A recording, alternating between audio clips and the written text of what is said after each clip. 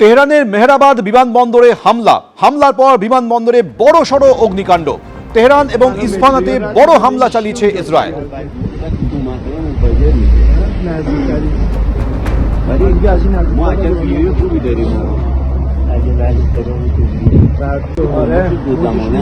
তেহরানের মেহরাবাদ বিমানবন্দরের ছবি দেখছেন, সেখানে হামলা চালানো হয়েছে। হামলার পর বিমানবন্দর জুড়ে বড় অগ্নিকাণ্ড। পশ্চিম এশিয়ায় যুদ্ধে জড়িয়ে পড়েছে তিনটি দেশ, কিন্তু সামরিক শক্তিতে কোন জায়গায় রয়েছে আমেরিকা, ইসরায়েল এবং ইরান? কার কাছে কত যুদ্ধবিমান, কার কাছে আছে কত ভয়ঙ্কর ক্ষেপণাস্ত্র? দেখুন। মিসাইলের জবাবে পাল্টা মিসাইল।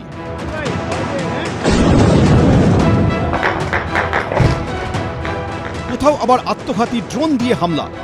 কেউ আকাশেই ধ্বংস করে দিচ্ছে মিসাইল, তো কেউ নামাচ্ছে যুদ্ধবিমান। 4 দিন ধরে চলা আমেরিকা, ইসরায়েল ও ইরানের যুদ্ধে ভয়ঙ্কর এই ছবিগুলো যেন চেনা হয়ে গেছে। বিশ্ব মানচিত্রে 3 দেশই শক্তিশালী অবস্থানে রয়েছে, কিন্তু সামরিক শক্তিতে কে কোন ক্ষেত্রে এগিয়ে তা নিয়ে চলছে চর্চা। আমেরিকার কাছে যেখানে যুদ্ধবিমান রয়েছে 1,500-এর বেশি, ইসরায়েলের 239টি, সেখানে ইরানের হাতে রয়েছে 188টি যুদ্ধবিমান। ইসরায়েলের কাছে যেমন 1000-এরও বেশি সামরিক ড্রোন রয়েছে, সেখানে অস্ত্রভান্ডার ও স্ট্র্যাটেজিক সেন্টারে বড় ধরনের হামলা চালানোর মতো ড্রোন রয়েছে ইরানের কাছে। এয়ার ডিফেন্স সিস্টেমের কথা বলতে গেলে ইসরায়েলের আয়রন ডোমের কথা প্রথমে আসে। তাছাড়া রয়েছে ডেভিড স্লিং, অ্যারোর মতো সামরিক অস্ত্র। অন্যদিকে ইরানের কাছে রয়েছে S-300 সহ 2500-এর বেশি air defence system. ICBMs, when intercontinental ballistic missiles, is almost about 3,000 of them are there. আর তার মধ্যে বেশ কিছুটা পোর্শন হচ্ছে হাইপারসনিক। অ্যান্ড হাইপারসনিক মিসাইলস যেগুলো থাকে, আর ranges, long ranges, medium ranges, short ranges, 3 রেঞ্জেসে আছে। আর লং রেঞ্জেসের যেগুলো, সেগুলো 2000 কিলোমিটার। টেল আভিভ থেকে Tehran is just to 1900 kilometre. আজকেই ওরা নেতানহুর ডেনকে অফিসকে আজকে হিট করেছে। And that has been agreed. কোনো স্টেটমেন্ট আসেনি, কিন্তু that has been agreed that they have been able to hit. America, Israel ও ইরানের যুদ্ধে মূলত লড়াই চলছে মিসাইল বনাম মিসাইলের। আমেরিকা ও ইসরায়েলি বায়ুসেনা যুদ্ধবিমান ও ড্রোনের মাধ্যমে ইরানের উপর আঘাত হানলেও ইরানের কাছে ক্ষেপণাস্ত্রের যা সম্ভার রয়েছে তা অনেক শক্তিশালী দেশের কাছেই চিন্তার বিষয়। তাদের ভান্ডারে থাকা শাহাব-3 1300 কিলোমিটার দূরে আঘাত হানতে পারে। এমাদ 1700 কিলোমিটার দূরে লক্ষ্যবস্তুকে টার্গেট করতে পারে। তারপর খোররাম শাহ, গাদার, সেজিলের মতো ক্ষেপণাস্ত্র আঘাত হানতে পারে 2000 কিলোমিটার দূরে, আর সুমার আঘাত হানতে পারে 2500 কিলোমিটার দূরে। তাৎপর্যপূর্ণ বিষয় হলো, সামরিক দিক থেকে বিশ্বের সবচেয়ে শক্তিশালী দেশের প্রেসিডেন্ট হয়েও ডোনাল্ড ট্রাম্পের মুখে শোনা গিয়েছে ইরানের মিসাইলের কথা। The regime already had missiles capable of hitting Europe and our bases both local and overseas, and would soon have had missiles capable of reaching our beautiful America. The purpose of this fast-growing missile program was to shield their nuclear weapon development and make it extraordinarily difficult for anyone to stop them from making these highly forbidden by us nuclear weapons. এয়ারবেসগুলোতে অনেক সস্তার material দিয়ে বানানো drone আর অনেক পুরনো 40 বছরের পুরনো fighter plane দিয়ে ছোড়া মিসাইলগুলো, আবার মিসাইল লঞ্চার দিয়ে ছোড়া মিসাইলগুলো ঠিক জায়গায় পৌঁছাচ্ছে। তো কে বেস্ট না বলবো না, বাট দক্ষতা তো নিশ্চয়ই আছে মোসাদের, কোনো সন্দেহ নেই। সিআইএরও আছে। সিআইএ তো ওস্তাদ, রেজিম চেঞ্জের অপারেশনের ওস্তাদ। আমরা ভেনেজুয়েলাতে দেখলাম কি সুন্দরভাবে কোনো ফায়ারিং না হয়ে গেল। তো এইখানে আমার মনে হয় যে প্রথম মিলিটারি অপারেশনের জন্য যা ইন্টেলিজেন্স ছিল খুব সুন্দর ছিল, বাট পলিটিক্যাল প্ল্যানিংয়ে কোথাও একটা গড়বড় হয়েছে, যার জন্য এই যুদ্ধটা আস্তে আস্তে বিশ্বযুদ্ধের দিকে এগিয়ে যাচ্ছে। পশ্চিম এশিয়ায় যুদ্ধ শুরুর অনেক আগেই পারস্য উপসাগরে বিমানবাহী রণতরী আব্রাহাম লিঙ্কনকে মোতায়েন করে আমেরিকা। পরে তার সঙ্গে যোগ দেয় বিশ্বের বৃহত্তম বিমানবাহী রণতরী USS জেরাল্ড আর ফোর্ড। এরকম বিমানবাহী রণতরী আমেরিকার নৌসেনার কাছে রয়েছে 11টি, সেখানে ইসরায়েল ও ইরানের একটিও নেই। মৈত্র চক্রবর্তী, ঐশী মুখোপাধ্যায়ের রিপোর্ট, ABP আনন্দ।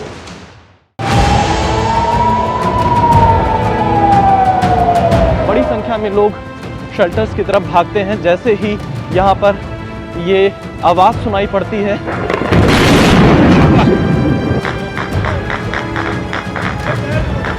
हम भी इस वक्त आप बंकर में आकर पहुँच चुके हैं, क्योंकि मिसाइल कहाँ पर गिरे ये किसी को पता नहीं होती है।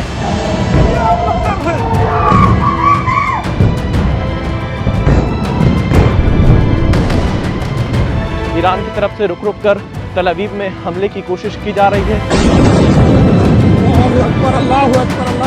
बंकर जगह जगह पर बनाए गए हैं। तस्वीरें मैं आपको ग्राउंड जीरो से लगातार दिखा रहा हूं। সংঘর্ষে চতুর্থ দিনেও জ্বলছে পশ্চিম এশিয়া। হামলা পাল্টা হামলায় বাড়ছে উত্তেজনা। ইরানে মৃতের সংখ্যা বেড়ে দাঁড়িয়েছে 787। ইসরায়েল আমেরিকার যৌথ হানা যেমন চলছে, পাল্টা ইরানও জবাব দিচ্ছে।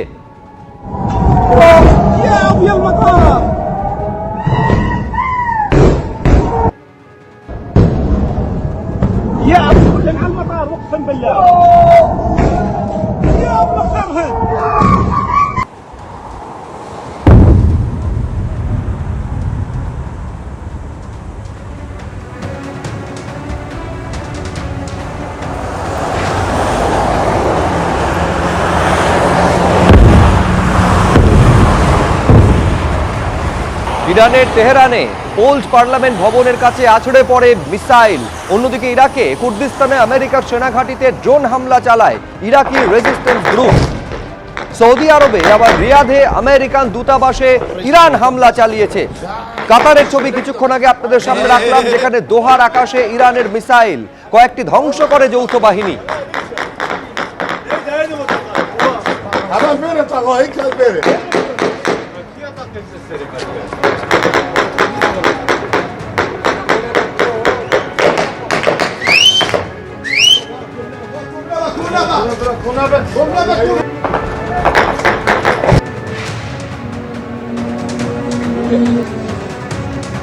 शमशेर भाई और भी एक हैं।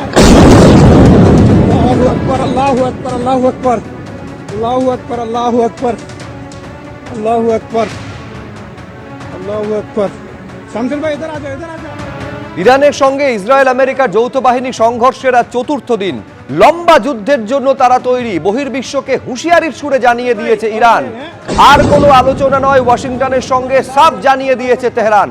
দরকারে ইরানে আকাশপথে হামলার সঙ্গে গ্রাউন্ড অপারেশনের হুমকি দিয়েছেন ডোনাল্ড ট্রাম্প। আগামী 24 ঘন্টার মধ্যে ইরানে হামলার তীব্রতা কয়েক গুণ বাড়ানোর পরিকল্পনা রয়েছে আমেরিকার। এবার আক্রমণের নিশানা ইরানের মিসাইল উৎপাদন ব্যবস্থা, ড্রোন এবং নৌবাহিনী, জানাচ্ছে white house. Okay, all right.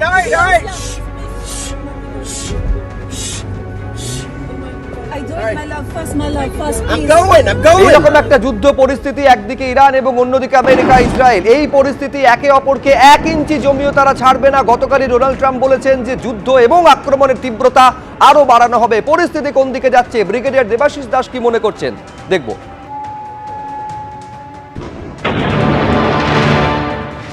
গতকাল আমেরিকার প্রেসিডেন্ট ডোনাল্ড ট্রাম্প যখন একটা বার্তা দিলেন পৃথিবীকে, তখন তার আওয়াজে কনফিডেন্সের একটু অভাব অনুভব করেছি এবং একটু আস্ফালন বেশি শোনা গেছে। অদ্ভুত একটা কথা উনি বলেছেন, এটা বেরিয়েছে টুইটে, যে দরকার হলে আমরা সেনা ফিজিক্যালি নামাবো, মানে বুটস অন গ্রাউন্ড। সেটাও একটা ব্যাপার। তার মানে উনিও বুঝতে পারছেন যে এত সহজ ব্যাপারটা হবে না। ইরান বেছে বেছে ইউনাইটেড স্টেটসের এমবাসি, ইউনাইটেড স্টেটসের যে বেসগুলো আছে, যেমন আল ডাফরা বেস আছে ইউআইতে, আলী আল সালেম বেস কুয়াতে, রিয়াদের এমবাসি, এরকম করে টার্গেট করছে কুর্দিস্তান। সেখানে আরবিল, ওখানে একটা হোটেল আছে যেখানে ইউএস ট্রুপস থাকে, সেটাকে টার্গেট করেছে। আবার হেজবুল্লাহ ইরানের বেসগুলোকে টার্গেট করছে, যে আমরা আমাদের সব থেকে ন্যূনতম অস্ত্রগুলো এখন ব্যবহার করছি, যাতে ইরান, ইসরায়েল আর আমেরিকা তাদের দামি দামি অস্ত্র দিয়ে সেগুলো ধ্বংস করে। আমাদের ভালো অস্ত্র এখনো ব্যবহার করেনি। একদিক দিয়ে আমার এটা সত্যিও মনে হচ্ছে, কারণ ইরানের কাছে হাইপারসনিক হাতাফ-2 আছে, এমন মিসাইল আছে যেটা 2000 কিলোমিটারের বেশি রেডিয়াস, সেগুলোকে কিন্তু আমরা ততটা ব্যবহার হতে দেখছি না। ইরান কিন্তু ড্রোন দিয়ে কাজ সারছে এবং সস্তায় কাজ সারছে। একটা $10,000 ড্রোনের বিরুদ্ধে আমেরিকা 3টে প্যাট্রিয়ট মিসাইল, যেগুলো এক একটা $1 মিলিয়ন ব্যবহার করছে। কোথাও একটা প্ল্যান দেখতে পাচ্ছি এবং ইউএস এর কোথাও একটা খাপছাড়া ভাব দেখতে পাচ্ছি। তবে আজকের দিনটা নির্ণায়ক। আজকে বোধহয় ইউএস অনেক বড় কোনো শক্তি ব্যবহার করবে। এবিপি আনন্দ, এগিয়ে থাকে, এগিয়ে রাখি।